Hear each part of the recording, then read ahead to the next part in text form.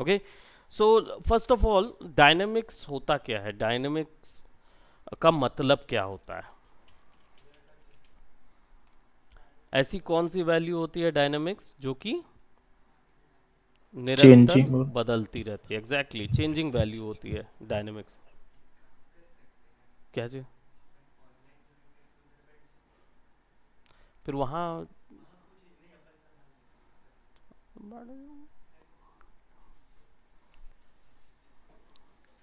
In case your brother won't have any issue.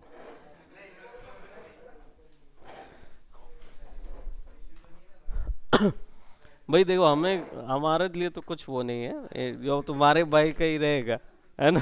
ये will be like कि फिर वो भी अनरियल में।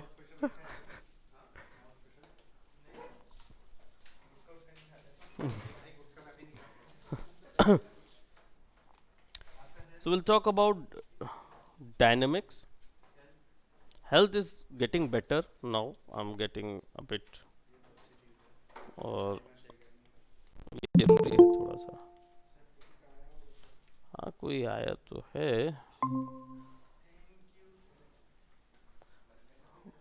ऑल राइट, सो डायनेमिक वाला जो सेक्शन है उसमें अगर हम बात करें तो कैसे समझा जाए? एक तो पहली चीज़, कांस्टेंट वैल्यू बदलने को डायनेमिक्स बोला जाता है, ठीक? और एक वैल्यू होती है स्टैटिक। स्टैटिक वैल्यू भी होती है, स्टैटिक वैल्यू जो बदलती नहीं है, जो बदलती नहीं है। और ये डायनेमिक वैल्यू कांस्टेंट बदलती रहती है।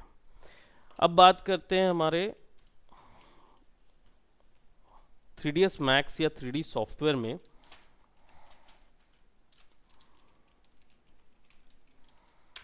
ये डायनेमिक वैल्यू और स्टैटिक वैल्यू बदलती कैसे है, और या ये जो वैल्यूज़ हैं इसको आप किस तरीके से मॉड्यूलेट करते हैं या यूज़ करते हैं अपने अकॉर्डिंग, ठीक? 3D सॉफ्टवेयर में डायनेमिक्स का टर्म किस काम में आता है? सबसे पहला चीज़ होता है, ये दो काम में आता है।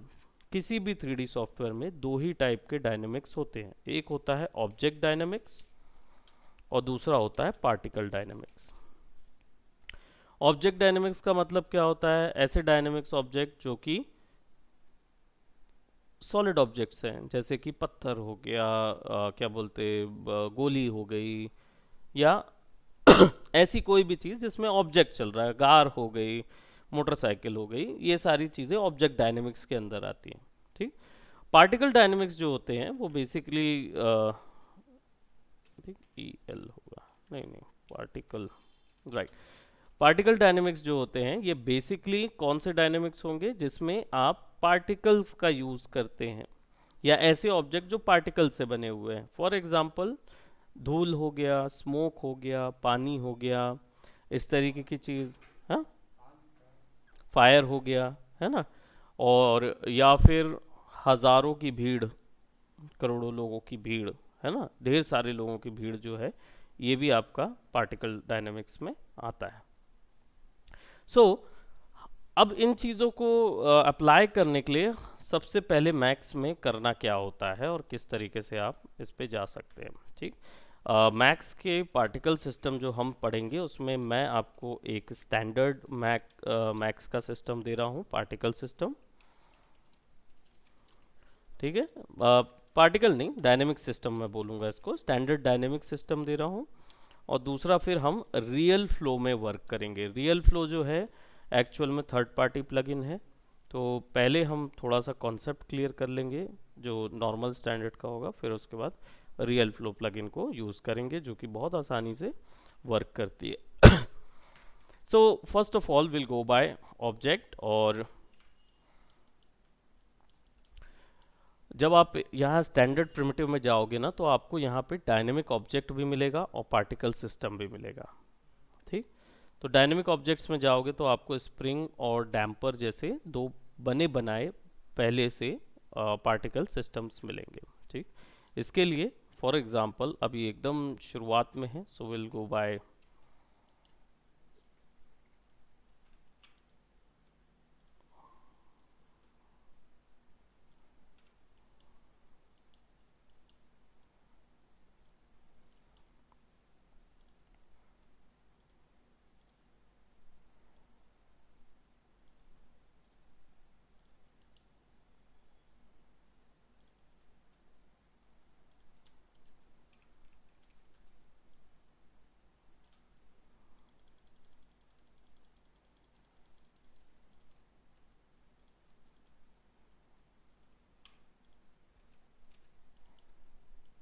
आई just created a geometry, group कर देंगे इसको।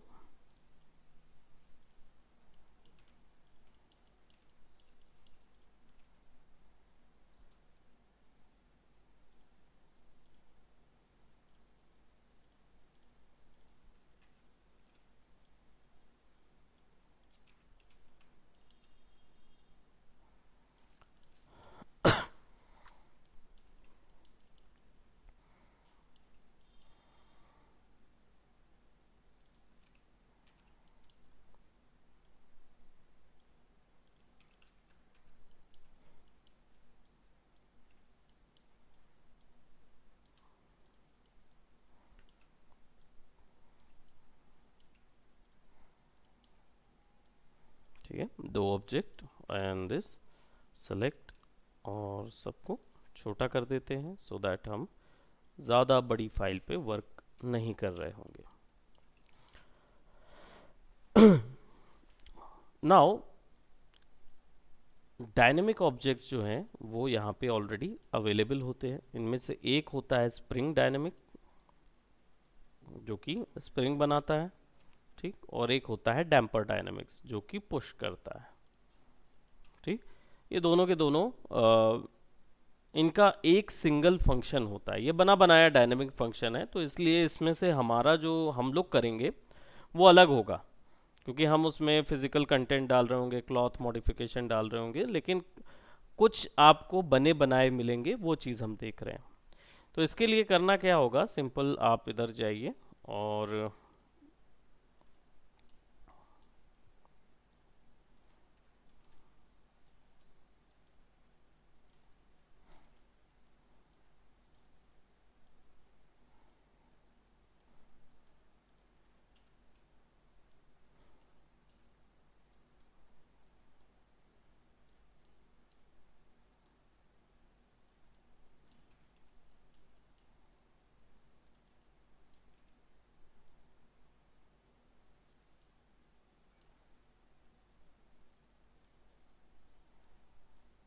बाउंड टू ऑब्जेक्ट पिवट्स, इसका पैरामीटर में जाओगे ना तो यहीं पे सारे ऑप्शन मिल जाएंगे।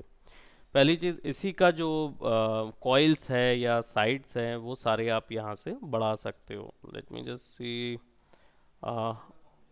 हाइट ये है ना, और टर्न्स जो हैं वो है ना स्प्रिंग के फॉर्म ले लेगा।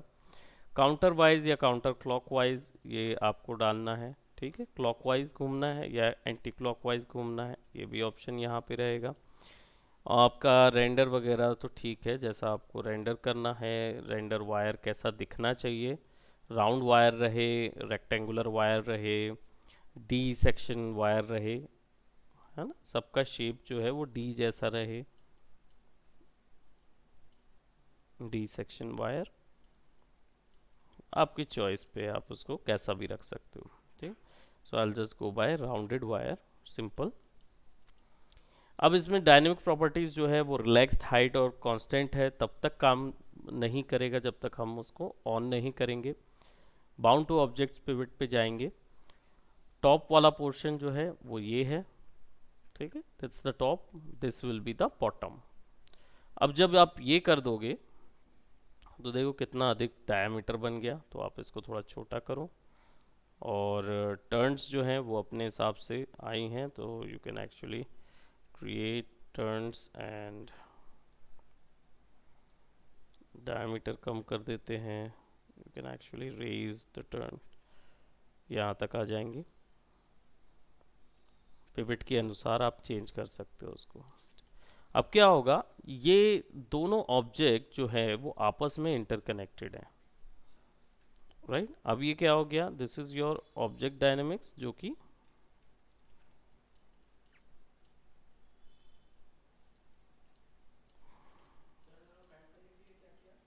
कनेक्ट करने के लिए हमने क्या किए थे, पिक टू टॉप बॉटम, यानी ऑब्जेक्ट टॉप में कौन सा होगा, बॉटम में कौन सा होगा, वो कनेक्ट कर दिए। अब क्या होगा, अब ये रिग हो गया उसके साथ। तो स्ट्रेच इवेंट जो है वो स्ट्रेच कितना होना चाहिए वो यहाँ पे मिल जाएगा, तो आप रिलैक्स हाइट वो सब सेट कर सकते हो ना, कांस्टेंट कितना चाहेगा, कितना वेट झेल सकता है नहीं झेल सकता है, वो सारी वैल्यूज़ इसके अंदर आ जाएगी। तो आप जब उसको स्क्वीज़ करोगे तो वो स्क्वीज़ होगा, खींचोगे तो वो हो जाएगा, right.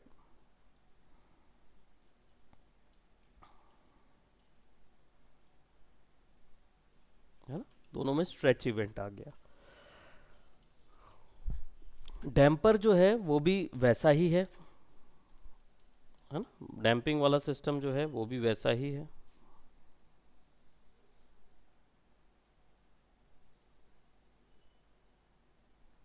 Just a minute.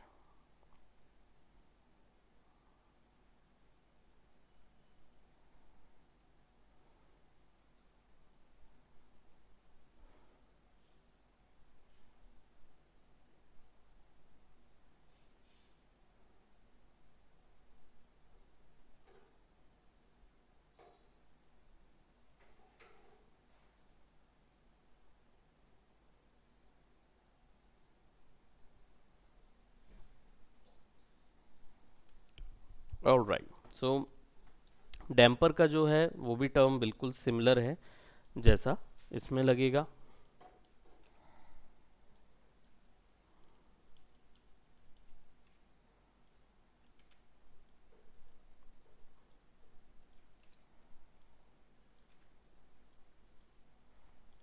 Bound to object, piston यानी ये पिस्टन वाला पोर्शन किससे जुड़ा रहेगा, और बेस जो है वो किससे जुड़ेगा।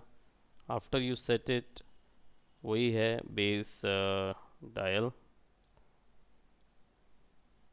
हाइट कितनी होगी,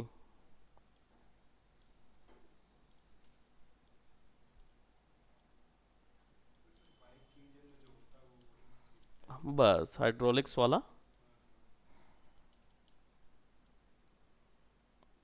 एक चीज़ से पिस्टन कनेक्ट रहेगा, एक चीज़ से वो कनेक्ट रहेगा।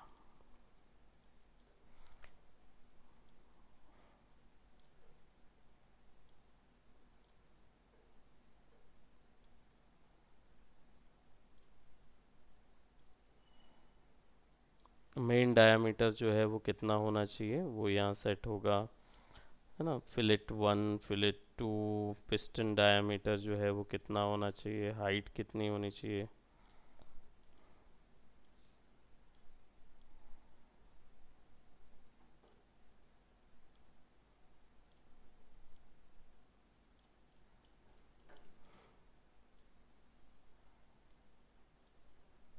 राइट, बाइक इंजन की तरह जो पिस्टन है वो चला सकते हैं इसमें, और वो उसके अकॉर्डिंग डील करेगा, वो अपने हिसाब से चलेगा।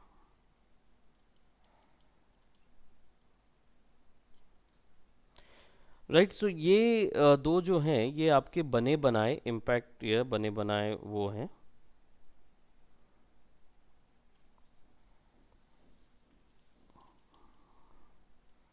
और जो ऑलरेडी इसके अंदर डायनेमिक ऑब्जेक्ट मिलते हैं। ठीक, अब बारी आती है about the custom dynamic objects. Custom dynamic object का मतलब है किसी एक ऑब्जेक्ट को फिजिक्स के अकॉर्डिंग कंट्रोल करना, या उसको किस तरीके से आप अपने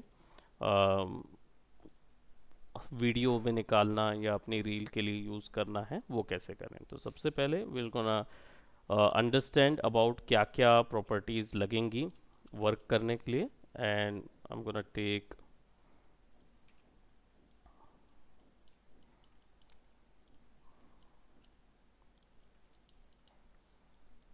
ठीक, now this is the object. अब मैनुअल एनिमेशन में करें अगर कि ये नीचे गिरे और ये ऊपर गिरे, ऊपर जाए वापस बाउंस हो, फिर नीचे आके बाउंस हो, फिर ऊपर जाके बाउंस हो, तो ये हमको समझ में नहीं आएगा। रीज़न क्या है क्यों समझ में नहीं आएगा, उसका रीज़न ये है कि हम एनिमेटर जो है वो वेट पता करना बहुत मुश्किल होता है एनिमेटर के लिए।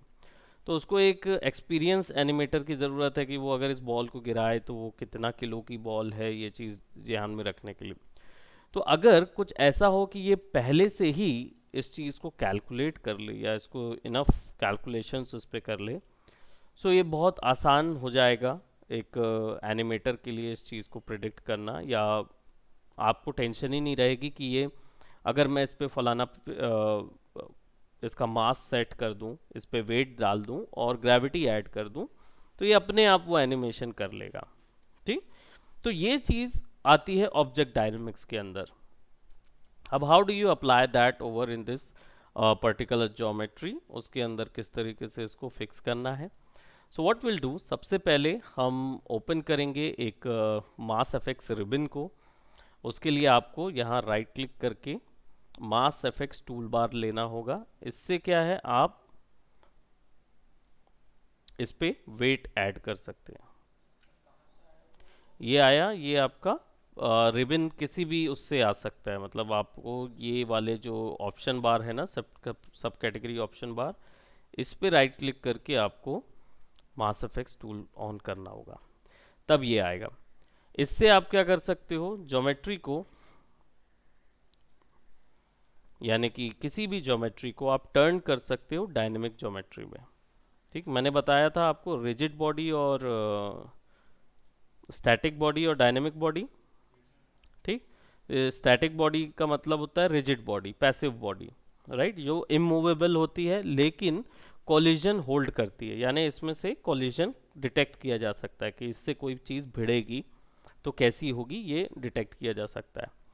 और डायनेमिक्स जो होता है वो बेसिकली आपका ऐसी बॉडी जो कॉन्स्टेंटली मूव करती रहेगी और अगर भिड़ेगी भी तो भी उसमें मोमेंट आएगा।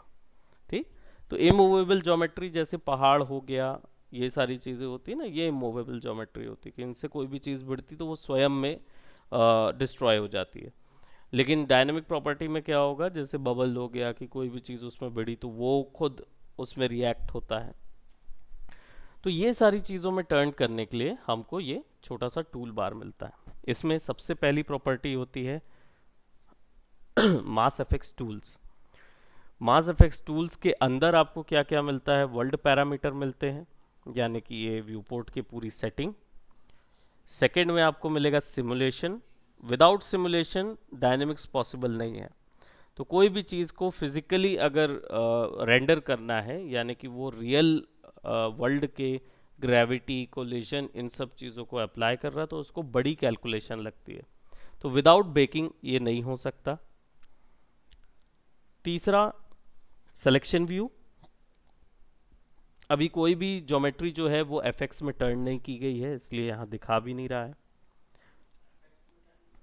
यानी कि आपने उसको अभी डायनेमिक प्रॉपर्टी दी ही नहीं है, तो वो यहाँ पे एडिट करने की बात कहाँ से आई। जब आप उसको डायनेमिक प्रॉपर्टी दे देंगे तब आप उसको एडिट कर पाएंगे। जैसे दिया है, no editable object is selected, please select rigid body objects और कंस्ट्रेंट टू कंटिन्यू एडिटिंग, या कोई ऐसा उस पर कंस्ट्रेंट लगा होना चाहिए। Rigid body, mass FX visualizer, joint property, contact markers, ये जितना भी ऑप्शन है ये बेसिकली जब आप उस पर रिजिड बॉडी या कोई भी डायनेमिक प्रॉपर्टी लगाएंगे तो उसके दिखना कैसा चाहिए वो ऑप्शन यहाँ से आएगा। तो पहला मास एफएक्स टूल्स है, इसमें आप देखो तो यहाँ पे ग्रेविटी वगैरह सब कुछ दिया हुआ है। ठीक, यहाँ पे आपके दो तीन ऑप्शन भी दिए हुए हैं, एडवांस सेटिंग्स और इंजन, कौन सा इंजन के थ्रू आप ये कर रहे हैं वो भी ऑप्शन दिया है। ठीक, इसमें दूसरा प्रॉपर्टी जो है वो है आपकी मास एफएक्स रिजिड बॉडी। अगर ज्योमेट्री को सेलेक्ट करके उसको मास एफएक्स रिजिड बॉडी दे देंगे तब वो ज्योमेट्री जो है वो रिजिड बॉडी में टर्न हो जाएगी। रिजिड बॉडी क्या होती है, जो डिफॉर्म नहीं होती है, नॉन डिफॉर्मेबल ऑब्जेक्ट है। ठीक, तो अब यहाँ पे मैंने रिजिड बॉडी दे दिया, इसके नीचे देखो क्या क्या ऑप्शन मिलते हैं पुल डाउन में। Initial velocity, initial spin, centre of mass, mesh transform. Initial velocity का मतलब जो है जो शुरुआती स्पीड उसकी होगी वो। इनिशियल स्पिन, इसका गिज्मो मिलेगा ना। इनिशियल वेलोसिटी आप देख रहे हो किस किस डायरेक्शन पे जा रहा है, इस तरफ। इनिशियल स्पिन किस डायरेक्शन पे रोटेट खाएगा, pivot. Centre of mass, pivot कहाँ पे होगा, हाँ सेंटर, सेंटर ऑफ मास यानी पूरा वेट जहाँ पे आएगा, हाँ बीच का।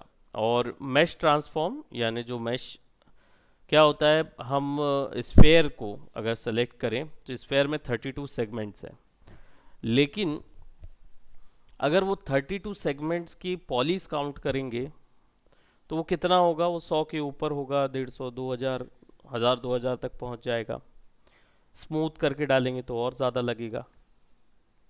अगर उन पूरों को कोलिजन बना दिया जाए तो कैलकुलेशन ये बॉल पे ही हैवी हो जाएगी। घर तो आपका गिराने की बात दूर की बात है ना। तो अगर आप छोटी सी ज्योमेट्री को ही मैश में तब्दील कर दें, है ना, अगर छोटी सी ज्योमेट्री को ही आप मैश में तब्दील कर दें, मैश का मतलब होता है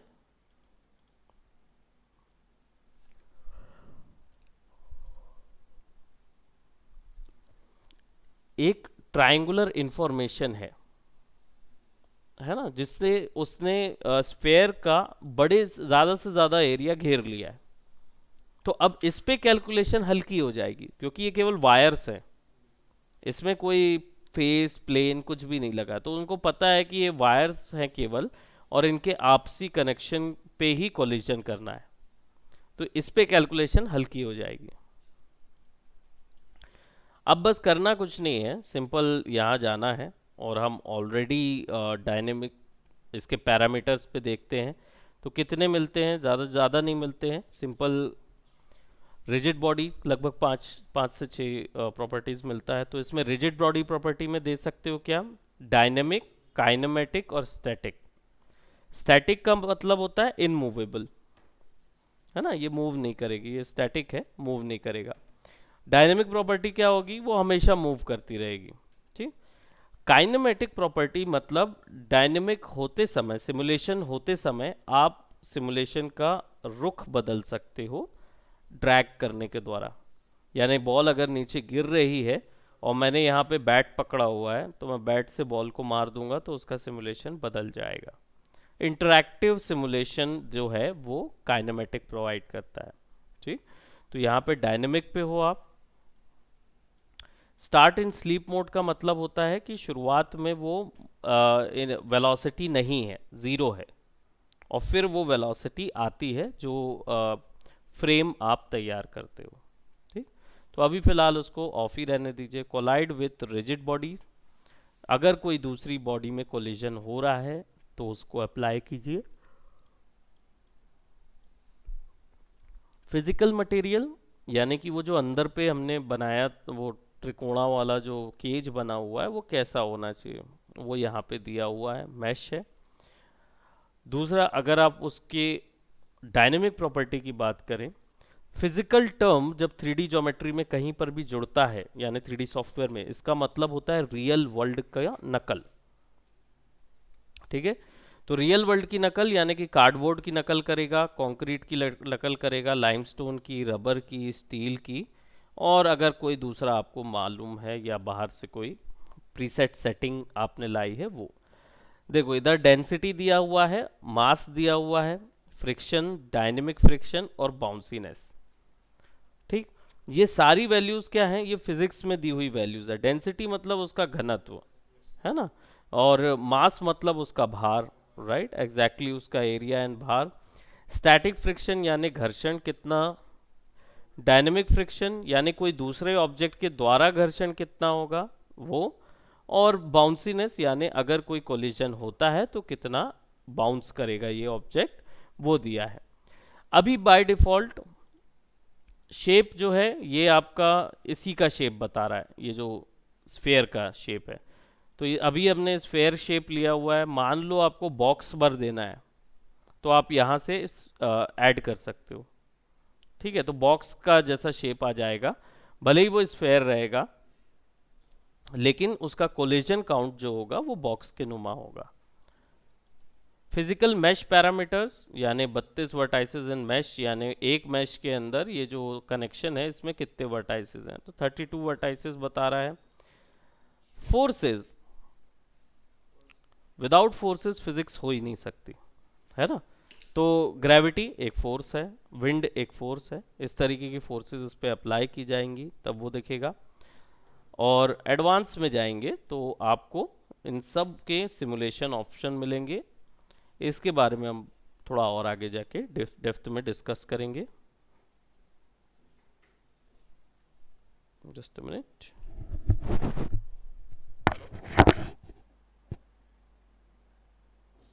हाँ जी जी, अभी तो नहीं, मैं एक्चुअल में क्या अभी एक क्लास में हूँ, so I will definitely discuss on that in शाम को या इवनिंग में। आप मुझे 5 7 बजे के बाद लगा सकते हैं, 7 से 8 लगभग।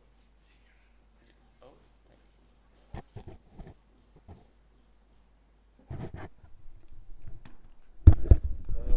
घर वालों का बड़ा रहता है, घर बेचने वालों का।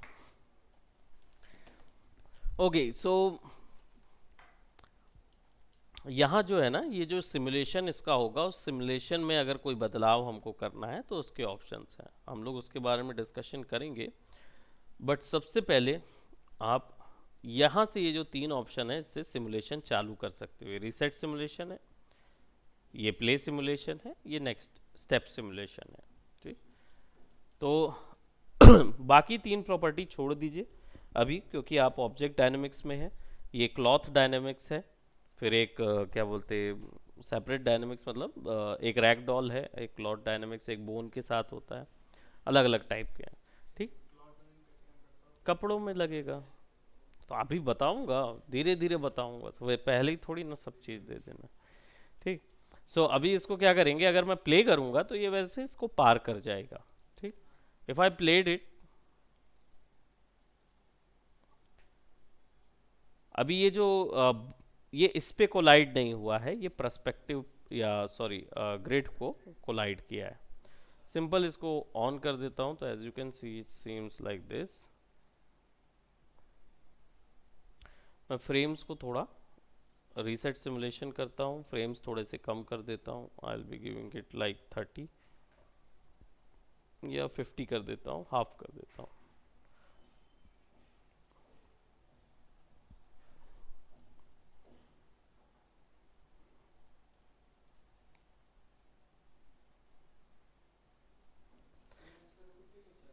हाँ,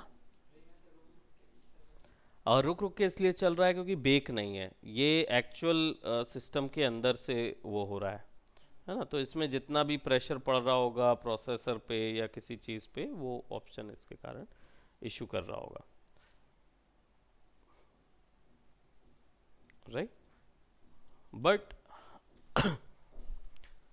अब अगर हम बात करें इसको बेक करने की, तो जब आप बेक कर दोगे तो ये सारी सिमुलेशन की की फ्रेम बना देगा, तब आप उसको आसानी से यूज़ कर सकते हो। I will just bake it, it will take little bit time, but देखो हर एक चीज़ की फ्रेम बना दिया। अब आप जब इसको प्ले करोगे तो ये पूरा एनिमेट हो चुका है, इसकी फिजिकल प्रॉपर्टी जो वो एनिमेट हो गई, अब वो अटकेगा नहीं।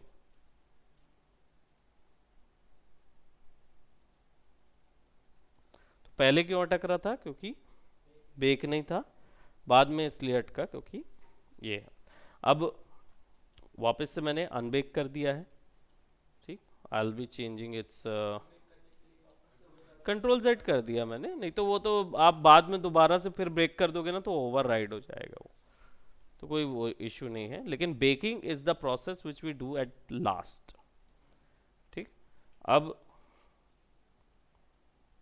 कोलिजन की बात करें, विदाउट कोलिजन आपका जो डायनेमिक है वो अधूरा है बिना कोलिजन के। और अगर आप कोलिजन अप्लाई करते हैं तो बहुत ही अच्छी बात है, बिकॉज एनिमेशन जो है वो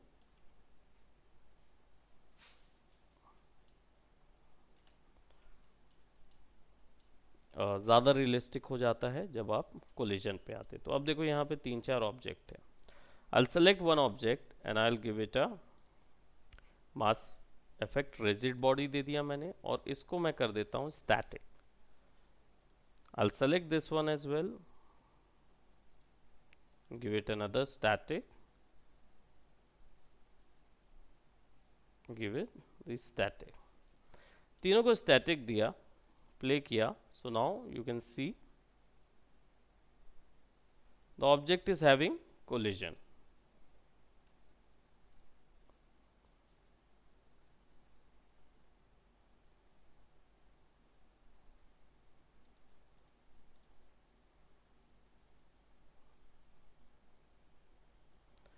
अब इसकी प्रॉपर्टीज में जाओगे, बाउंसीनेस को 5 कर दो, बस 1 से ऊपर नहीं जाता, लाइक कंप्लीटली बाउंस दे रहा है वो, तो आपने 1 कर दिया. और मास एफेक्ट्स वैल्यू को मैं लेट जस्ट से अभी मैं 1 कर देता हूँ. हालांकि इसको आप 10-50 केजी के हिसाब से, न्यूटन के हिसाब से वो यूज़ करता है, वो एक यूनिट यूज़ करता है.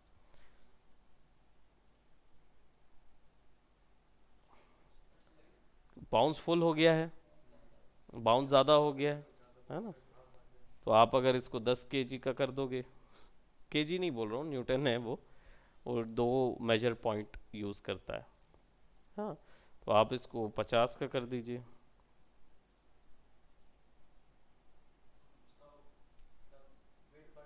वेट बढ़ गया है, लेकिन bounce not relevant to weight, है ना, वो वेट से रिलेटेड नहीं है बाउंस.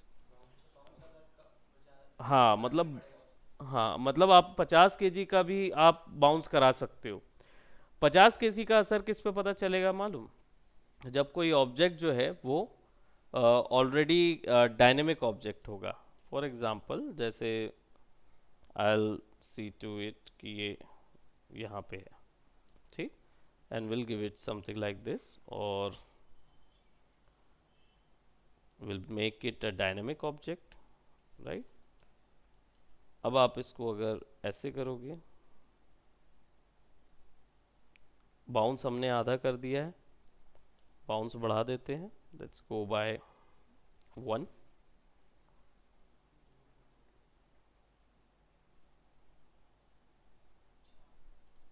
है ना. अब ये जो बाउंस है ये अभी 50 का है, और इधर पे बाउंस जो है वो मास देखो कितना है, मास 8 का है ना. तो आप इसमें मास अगर 0.2 कर दोगे, बाउंसीनेस वैल्यू 1 कर दोगे कंप्लीट, है ना, और फ्रिक्शन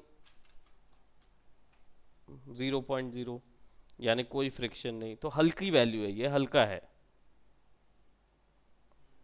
तो अब उसमें ज़्यादा डैम्प होने लगेगा, ज़्यादा बाउंस होने लगेगा, कोई भी इफेक्ट जो अप्लाई हो रहा है वो ज़्यादा होने लगेगा.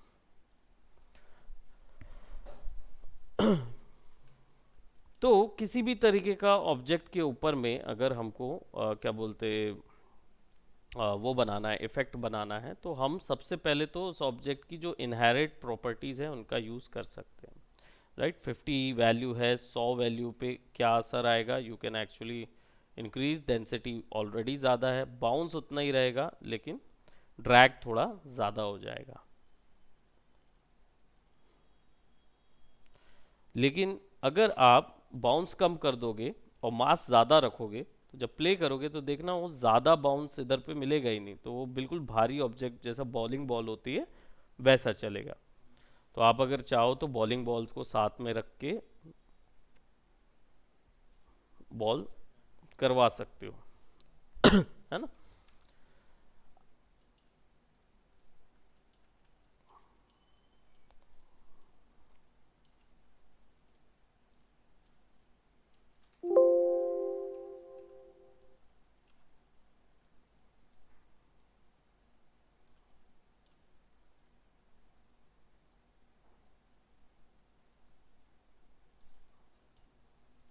तिरछा है ना वो.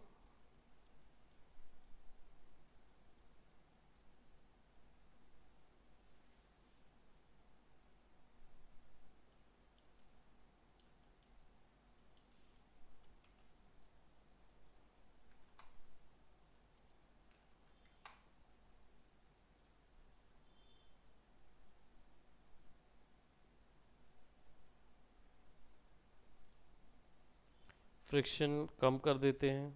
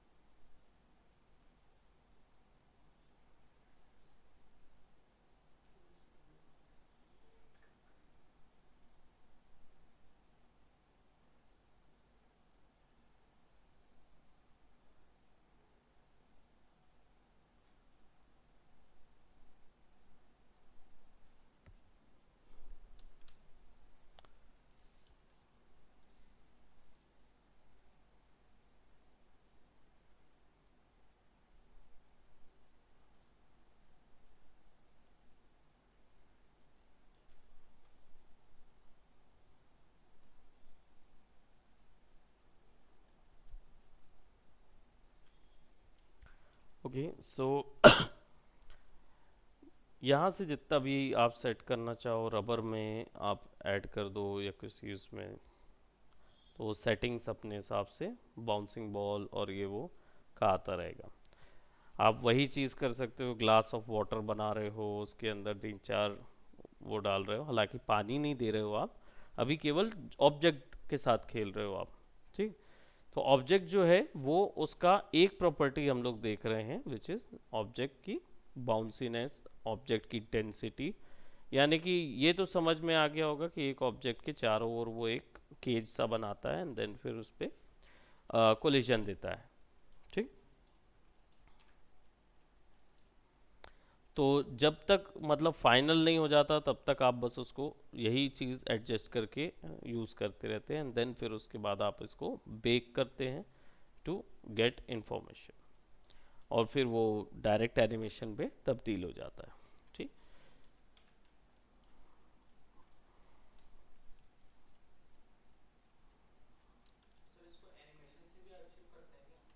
कि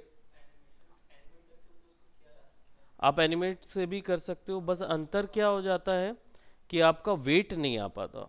और मैं ये नहीं कह रहा हूँ कि एनिमेटर्स वेट नहीं ला सकते, बॉल एनिमेशन का वेट तो बहुत आसानी से लाया जा सकता है, it's not an hard task.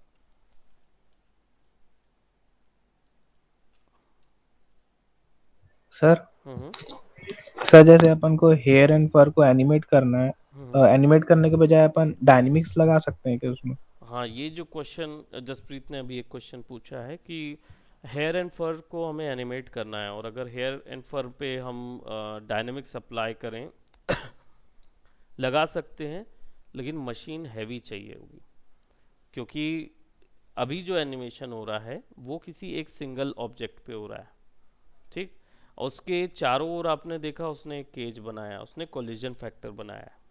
अब आप किसी हेयर एंड फर की बात करें जहाँ पे एक इमेज, एक शेप के 10,000 या 10 लाख बाल हो सकते हैं, अगर उसमें दो सब डिवीजन का भी एक प्लेन बन रहा है, राइट, तो उसके लिए जो मैश तैयार होगा उसमें अगर दो भी है तो आपके 2 लाख कैलकुलेशंस ऐसे ही चली जाएगी शुरुआत में बालों के कारण।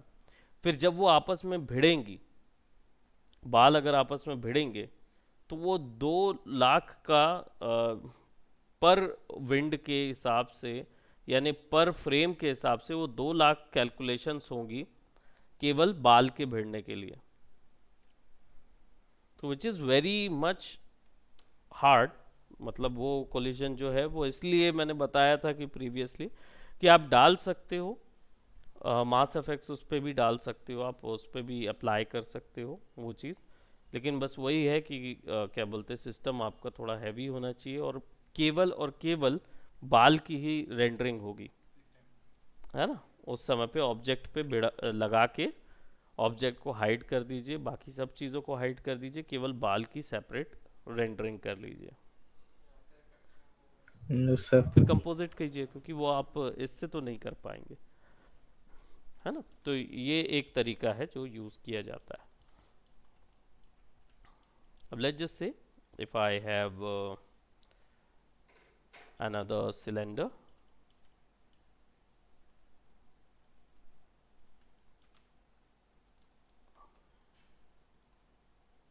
की लगा देते हैं।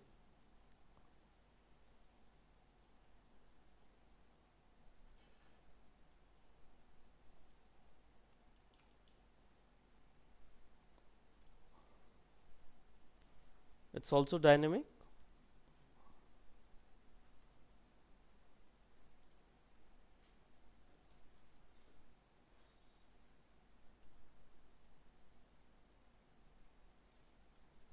After turning into a dynamic content, manual animation नहीं हो रहा। हाँ, वो मैनुअल एनिमेशन नहीं हो रहा है, इसलिए इसको चेंज करना पड़ेगा टू अ काइनेमेटिक, राइट। और काइनेमेटिक में हम मैनुअल एनिमेशन दे सकते हैं। नहीं, वो हो नहीं सकता है। रीज़न क्या है कि ये सिमुलेशन है। सिमुलेशन का मतलब क्या होता है, ऑलरेडी पहले से ही प्रिडिक्ट कर लेना, राइट।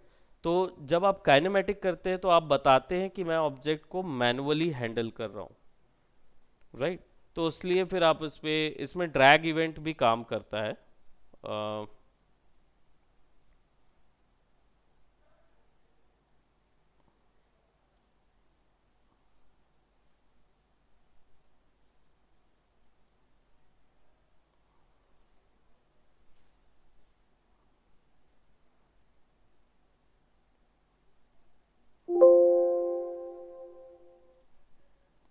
काइनेमेटिक का है तो वो तो देखेंगे। ड्रैग इवेंट भी रहता है इसमें, जिसमें शायद ये वाले काइनेमेटिक पे नहीं मिलेगा, आगे वाले में मिल सकता है ड्रैग।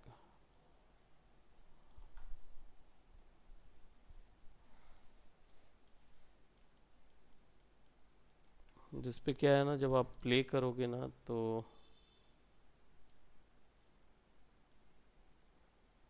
आप ऐसा खेल सकते हो।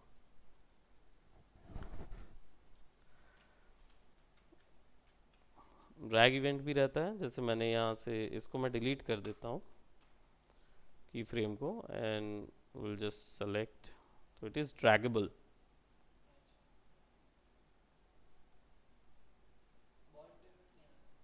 नहीं, वो बॉल पे इसलिए नहीं आ रहा है क्योंकि बॉल को छू ही नहीं पा रहा था मैं।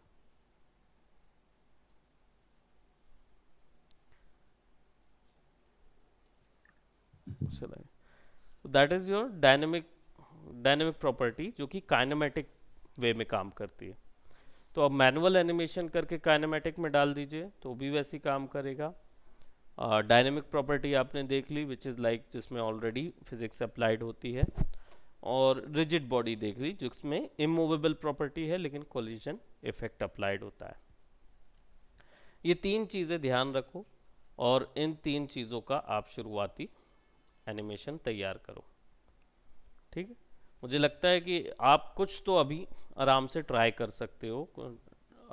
डोमिनोज गिरवाना, बैट बॉल बेसबॉल वाला जो टॉपिक है वो वाला सिस्टम आप दे सकते हो, ठीक। उस टाइप की कोई चीज़ें बना सकते हो। देन फिर उसके बाद हम लोग आगे चलेंगे तो फिर हम इसमें physics forces, physical forces apply करने को देखेंगे। और फिजिकल फोर्सेस के द्वारा ऑब्जेक्ट डायनेमिक्स में क्या क्या अंतर आता है। देन फिर उसके बाद क्लॉथ। नहीं नहीं नहीं, इसका मतलब कि ग्रेविटी, विंड और वेलोसिटी, यानी अलग से कितने फोर्सेस मिलते हैं, उन फोर्सेस को कैसे इसमें ज्वाइन करते हैं, वो चीज़ ऑप्शन देखेंगे। क्योंकि देखो, है तो अल्टीमेटली हर चीज़ सिमुलेशन, गेम नहीं है कि आपको खेलना है जैसे काइनेमेटिक्स में हम लोग कर रहे थे, है ना। वो नहीं है सिमुलेशन। यानी हर चीज़ पहले से आपको डिफाइन करनी होगी कि इतना विंड होगा, इतना इसका ग्रेविटी होगा, इतना फ्रिक्शन मिलना चाहिए, यहाँ से ये चीज़ ड्रैग होगी, इतनी डिफॉर्म हो सकती है, इतनी खिंच सकती है, इतना टेंशन हो सकता है, ये सब चीज़ें देनी होगी, ठीक है। तो इसको फ़िलहाल यहीं तक रखते हैं। फिर आगे डेफिनेटली इससे आप एक वर्क तैयार करिए प्रैक्टिस के लिए, एंड देन फिर हम आगे इसके फिजिक्स इसमें अप्लाई करने का, यानी फोर्सेस अप्लाई करने का ऑप्शन देखेंगे। ओके, सो याद रखो, डायनेमिक, काइनेमेटिक और स्टैटिक, ये तीन चीज़ें ध्यान रखना। So that's it for today. Bye bye. Take care.